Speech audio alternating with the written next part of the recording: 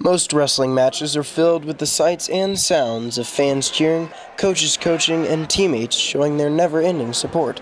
But for senior James Mahan, his wrestling matches look just a bit different. Go! Go, James! 14 seconds, go! I was born with septal-optic dysplasia, which means that I have a underdeveloped optic nerve. James has been blind his whole life. Just knowing whether the lights are on or off is the only sight he senses.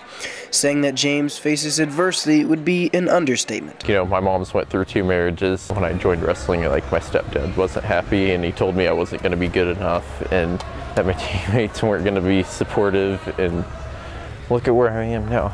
Not being able to see, just totally, we take it for granted every day, and he has to go through that every day, but he's adapted. And as fellow team captain Chris Allen said, James has adapted, which has made him the person he is today. When James is hit with adversity, he either overcomes the adversity or he takes a step back and figures out what he can do in that environment. You know, whether we have sight or not, that's the thing we have to be able to do, and he can do that. James has always been able to get through the tough times and adapt in whatever way possible. You know, I never really thought about how I got through those times. I didn't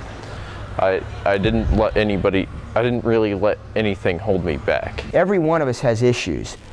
I hope that we meet the challenges that we have as good as he meets the challenge that he has. Wrestling has always been the outlet for James where he can go and be himself and be a part of the team. You know, we feel we're basically like we all, this is like a second family. James' love for wrestling translates to his teammates and coaches as well. He's always cheering for everybody, and just like if something happens, he'll be the first one to say, good job. James changed other teams in 6 minutes, but we had James 2.5, 3 hours a day, every day. Looking back, James has a lot to be proud of. He did the kinds of things that every student should strive to do, and that's put an imprint on our program or their high school or wherever they're at before they leave, and James did that.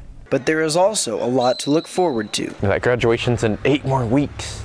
Like, when I get older, I want to help Google or Android develop similar software that makes their phones talk like Apple. He can do whatever he sets his mind to. James has gone through a lot in life, with surely more struggles and triumphs to come.